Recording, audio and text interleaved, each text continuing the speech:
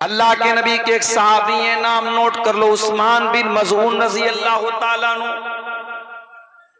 उनके दिल में एक मर्तबा ख्याल आया, शादी करूंगा, बीवी आएगी, बीवी को टाइम देना पड़ेगा, बच्चे पैदा होंगे, बच्चों को टाइम देना पड़ेगा, जितनी नमाज पढ़नी चाहिए उतनी नमाज नहीं पढ़ पाऊंगा, जितनी इबादत करनी चाहिए उतनी इबादत मैं नहीं कर पाऊंगा। उन्होंने इरादा कर लिया मैं कभी शादी ही नहीं करूंगा। फिर दिल में ख्याल आया कि मैं तो मर्द हूं और जब तक मेरे अंदर मर्दानगी बाकी है तब तक औरत की ख्वाहिश मेरे अंदर बाकी रहेगी। हजरत उस्मान बिन मज़ऊन रज़ी अल्लाह ताला अन्हु ने अपने आप को, अपनी मर्दानगी को खत्म करने का फैसला कर दिया। मैं इशारे में आपको समझा रहा हूं, समझदार होंगे आप समझ जाएंगे। मर्द के जिस्म के अंदर जो मर्दानगी की अलामत होती है, हजरत उस्मान बिन मज़ऊन, और ये बात भी नोट कर लीजिए, ये वो वाले उस्मान गनी नहीं है जो अल्लाह के नबी के दामाद थे, ये दूसरे सहाबी हैं। इनके वालिद का नाम मज़ऊन था। उस्मान इब्न मज़ऊन रज़ी अल्लाह ताला अन्हु ने अपने आप को खसी करने का इरादा कर लिया। जैसे बकरा होता है ना, बकरे को खसी कर दिया जाए तो फिर वो इस लायक नहीं होता कि फिर वो जो है वो किसी दूसरी बकरी के साथ वो जा सके और फिर विलादत हो सके।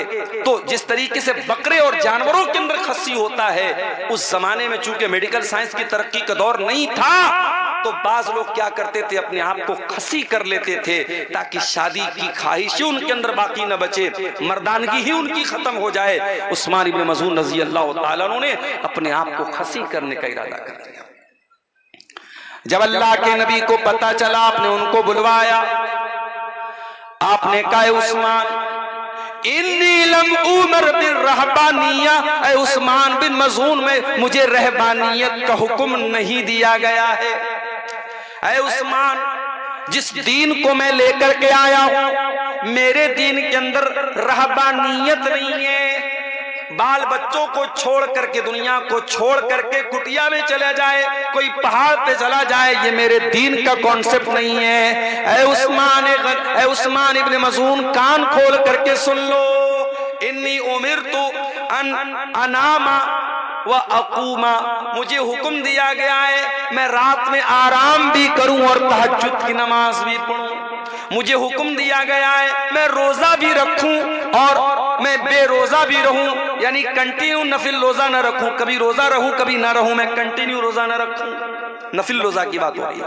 और मुझे निकाह करने का हुक्म दिया गया है कि मैं निकाह करूं, बीवी रखूं, बीवी रखने के लायक ना हो तो तलाक दे दूं। मुझे निकाह का और तलाक का भी मेरे शरीयत के अंदर ऑर्डर दिया गया है। और ऐ उस्मान बिन मज़ऊन, यही मेरी शरीयत है और यही मेरा तरीका है। फमन रगिबा अन सुन्नती फलैसा मिन्नी, जो मेरे तरीके से हट जाए उसका मुझसे कोई ताल्लुक नहीं है। ऐ उस्मान, कान खोल करके सुन लो, अगर तुम मेरे तरीके से हटना चाहते हो तो कान खोल कर मेरी वार्निंग सुन लो, फिर मुझसे कोई ताल्लुक नहीं रहेगा। हजरत उस्मान इब्न मज़ऊन रज़ी अल्लाह ताला अन्हु को अपनी गलती का एहसास हुआ, उन्होंने फौरन रुजू किया। एक और सहाबी थे, नाम नोट कर लो उनका भी, अब्दुल्ला बिन अम्र बिन आस रज़ी अल्लाह ताला अन्हु, बहुत नेक सहाबी, अल्लाह वाले सहाबी, रात रात भर नमाज पढ़ने वाले सहाबी, दिन में नफिल रोजा रखने वाले सहाबी। शादी हुई, बीवी के पास जा ही नहीं रहे, बीवी के पास जा ही नहीं रहे, बीवी का हक ही अदा नहीं कर रहे। बहू को ससुर ने देखा, 3-4 दिन के बाद बहू का चेहरा उतरा हुआ है, बहू ने बाल भी कंघी नहीं किया है। ससुर ने पूछा, भाई क्या बात है, तेरी नई नई शादी हुई है, तू ऐसा हुलिया क्यों बना के बैठी? कहा कि अब्बू, आपके बेटे को मतलब ही नहीं है मुझसे, रात में नमाज पढ़नी है, दिन में रोजा रखना है, उनको तो बस रोजा रखना है, नमाज पढ़ना है, उनको बीवी से कहा मतलब है। ससुर समझ गए कि मसला क्या है, लेकिन बहुत सारी बातें बाप डायरेक्ट बेटे से नहीं बोल सकता।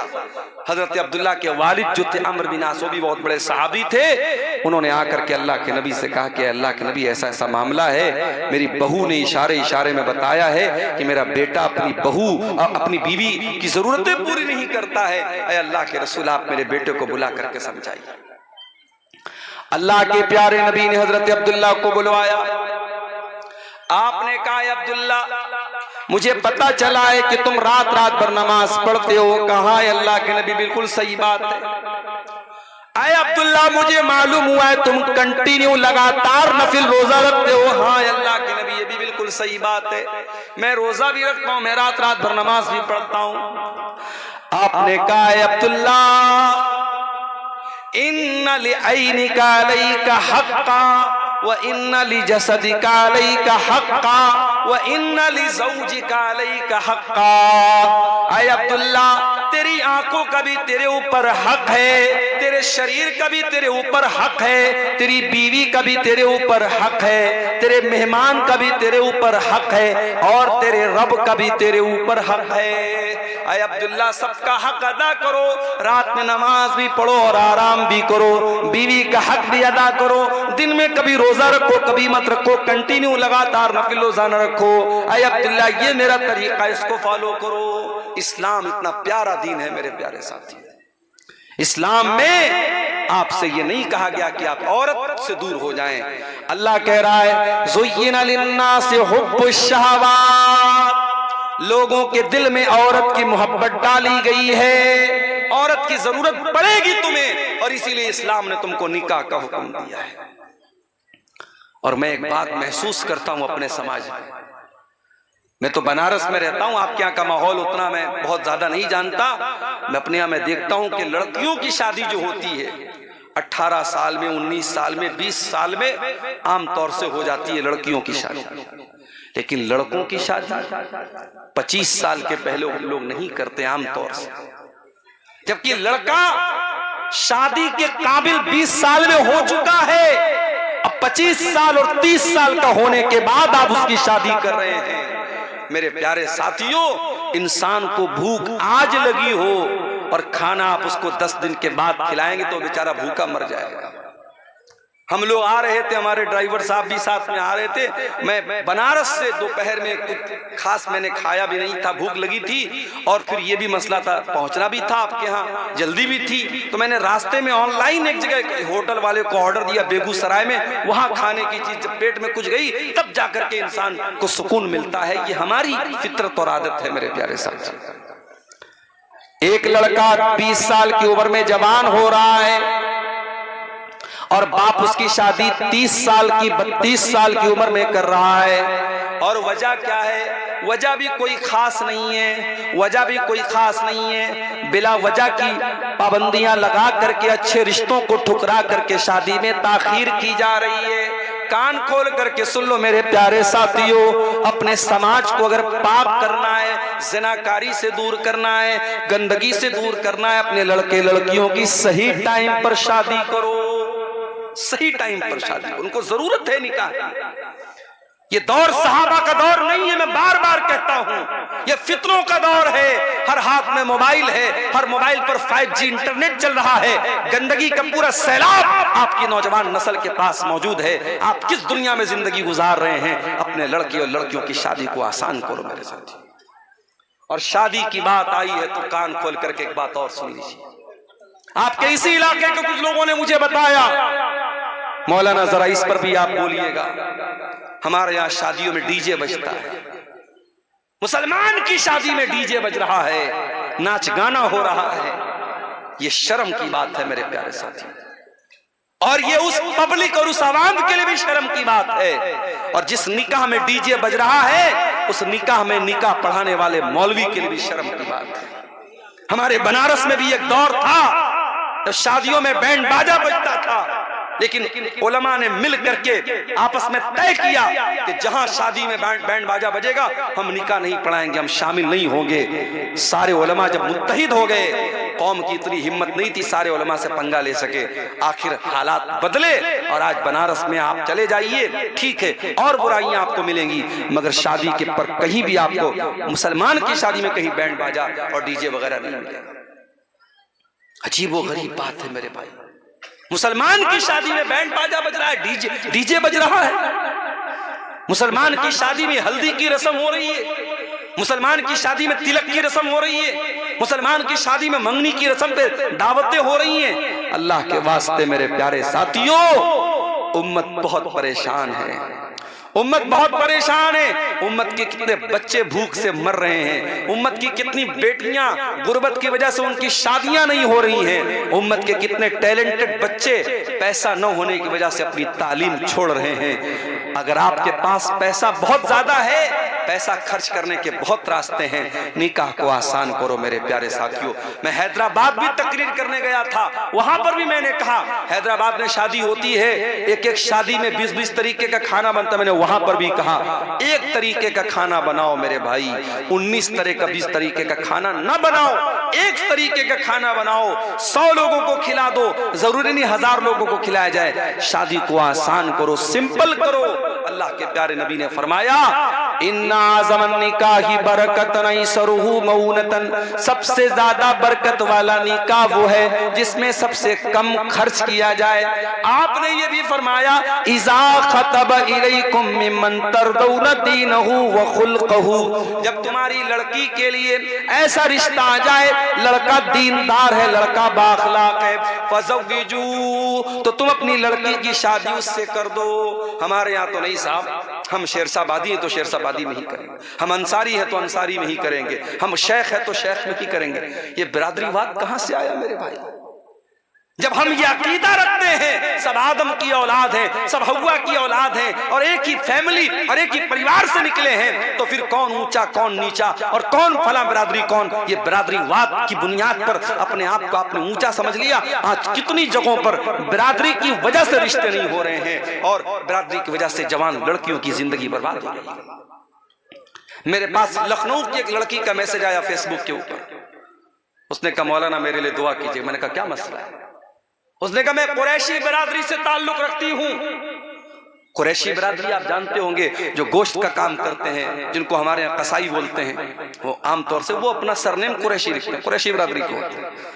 उसने कहा मौलाना मैं कुरैशी बिरादरी से ताल्लुक रखती हूँ, मैं अहले हदीस हो चुकी हूँ, मेरा भाई भी अहले हदीस हो चुका है, हम कुरान और हदीस को फॉलो करते हैं, हमारा बाप बिदती है, माँ बिदती है, खानदान बिदती है, कब्रों पर सजदा करने वाले लोग हैं। मैं चाहती हूँ मेरी शादी ऐसे घर में हो जहां कुरान और हदीस पर अमल होता हो, शिर्क न होता हो, बिदत न होती हो। लेकिन मेरे बाप का कहना है कि मैं कुरैशी ही बिरादरी में करूंगा और मुझे पूरे लखनऊ के अंदर कोई कुरैशी बिरादरी का ऐसा इंसान नजर नहीं आता, कोई ऐसा रिश्ता नहीं मिलता जहां कुरान और हदीस वाले लोग हों। वो लड़की बेचारी अपना दर्द पेश कर रही थी और मेरे पास उसको सिवाय तसल्ली देने के मेरे पास कोई अल्फाज नहीं थे। ये हालात हमारी कौम के हैं, कितनी बिरादरियां हैं जिसमें हमारे अहले हदीस भाई और बहन कम हैं और उनके लिए रिश्ते की बात आती है तो खानदान और बिरादरी का दबाव होता है कि आपको बिरादरी के अंदर ही करना है। ये बिरादरीवाद कहां से आया मेरे प्यारे साथियों? हमें और आपको इसकी जड़ों को भी तोड़ने की जरूरत है। जब हम ये अकीदा रखते हैं या अय्युहन्नास इन्ना खलकनाकुम मिन ज़करिन व उन्सा व जअलनाकुम शुऊबन व क़बाइल लितारफू, ऐ लोगों तुम एक माता पिता की औलाद हो, एक माँ बाप की औलाद हो, आदम और हव्वा की औलाद हो, वजालनाकुम शुऊबन व क़बाइल, तुम्हारी बिरादरियां अलग अलग हैं, तुम्हारे कबीले अलग अलग हैं। ये इसलिए नहीं है ताकि तुम एक दूसरे के ऊपर फख्र करो, लितारफू, ये तो जान पहचान के लिए ये सरनेम बनाए गए, ये बिरादरियां बनाई गई, ये बस जान पहचान के लिए बनाई गई, इनकी बुनियाद पर कोई किसी के ऊपर फख्र नहीं कर सकता है।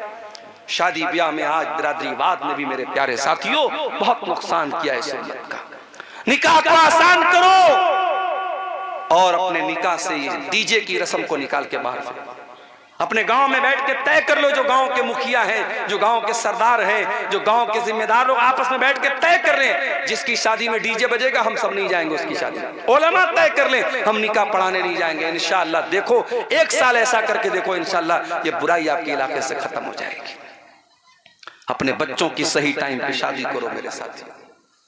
अल्लाह के नबी नौजवानों को खिताब करके फरमाते हैं या माशर शबाब मन इस्तता मिनकुमुल बात फल्यतज़व्वज, ऐ नौजवानों जब तुम शादी के काबिल हो जाओ तो तुम निकाह कर लो। फ़इन्नहु अग़ज़्ज़ु लिलबसर, निकाह करने से तुम्हारी आंखें झुक जाएंगी, व अहसनु लिलफ़र्ज, और तुम्हारी शर्मगाह की हिफाजत हो जाएगी। इंसान अपनी आंखों को अगर बचाना चाहता है बदनजरी से और अपनी शर्मगाह को बचाना चाहता है जिना से, अल्लाह के नबी तरीका क्या बता रहे हैं? रोजा रख करके जिना से नहीं बच जाएगा। नबी ने फरमाया तकरीरें सुन करके जिना से नहीं बच जाएगा। नबी ने क्या फरमाया? निकाह कर लो, अगर निकाह की ताकत है निकाह कर लो। निकाह करने से वो इंसान जिनाकारी से बच जाएगा मेरे प्यारे साथियों। तो इस्लाम वो दीन है मेरे प्यारे साथियों जो हमें निकाह करने पर उभारता है। क्यों? क्योंकि औरत की हमें जरूरत है। औरत की मोहब्बत अल्लाह ताला ने नेचुरल हमारे दिल में डाली है। वल्बनीन, औलाद की मोहब्बत, बेटे की मोहब्बत भी तुम्हारे दिलों में डाली गई है। जिसके घर में औलाद नहीं है उससे जाकर के पूछो, वो लाख ऊपर से कह दे कि मुझे कोई कमी नहीं है, मगर जब दूसरे के घर में वो बच्चों को खेलता हुआ देखता है उसका भी दिल में चलता है कि मेरे घर में भी औलाद होती। औलाद की मोहब्बत और औलाद में बेटे की मोहब्बत अल्लाह ताला ने दिल में डाली है। किसी को सिर्फ बेटियां ही बेटियां हैं, उससे पूछो भाई तुमको बेटा चाहिए कि नहीं चाहिए? अगर भाई आज का जमाना तो ऐसा है कि ऑपरेशन हो जाता है, एक ऑपरेशन हुआ, दो ऑपरेशन हुआ, उसके बाद तो डॉक्टर लोग बोलते भाई अब तो ऑपरेशन नहीं हो सकता, 2-3 ऑपरेशन के बाद तो मामला खत्म हो जाता है। अब जिसको सिर्फ बेटियां हैं उससे पूछो भाई तुम्हें बेटा चाहिए, तो वो ऊपर से तो कहेगा नहीं यार लड़कियां आज के दौर में काफी हैं, ये है वो है, मगर दिल में कहीं ना कहीं बेटे की कमी का एहसास होता है। मैं ये नहीं कह रहा हूं कि बेटियां नऊजुबिल्लाह बेटियों का दर्जा बेटों से कम है, मैं एक नेचुरल बात बता रहा हूं कि बेटे की मोहब्बत अल्लाह कुरान में कह रहा है कि बेटे की मोहब्बत तुम्हारे दिल में डाली गई। बेटे की जरूरत पड़ती है इंसान। वल्कनातीरिल मुकंतरति मिनज़्ज़ाबी वल्फिद्दती, और सोने चांदी के खजानों की मोहब्बत, मालो दौलत की मोहब्बत भी तुम्हारे दिल में डाली गई है। जितनी भी दौलत तुमको मिल जाए लेकिन तुम्हारा पेट भरने वाला नहीं है। कल तक जो 10,000 रुपया महीना कमा रहा था, बड़ी मुश्किल से घर चला रहा था, दुआ कर रहा था अल्लाह मेरी आमदनी बढ़ा दे, अल्लाह ने 10,000 से 50,000 कर दिया। अब 50,000 पे तो उसका पेट भर जाना चाहिए, मगर 50,000 पर भी पेट नहीं भरेगा। 1 लाख हो गई, अब तो पेट भर जाना चाहिए, 1 लाख से भी पेट न भरा।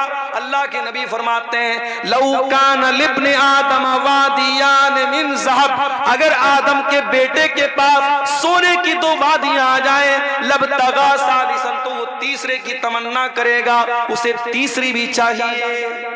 2 वादी मिल गई, सोने के 2 पहाड़ मिल गए, उससे पेट नहीं भरेगा, उसे तीसरी भी वादी चाहिए, तीसरा भी पहाड़ चाहिए। और आगे अल्लाह के नबी फरमाते हैं वला यमलउ जौफ इब्न आदम इल्ला तुराब, इंसान के पेट को अगर कोई चीज भर सकती है तो कब्र की मिट्टी भर सकती है। जब कब्र में जाएगा वही जाकर के पेट भरेगा, दुनिया में कभी पेट नहीं भर सकता। अल्लाह कह रहा है कि ऐ इंसान तेरे दिल में माल की मोहब्बत, सोने की मोहब्बत, चांदी की मोहब्बत तेरे दिल में डाल दी गई।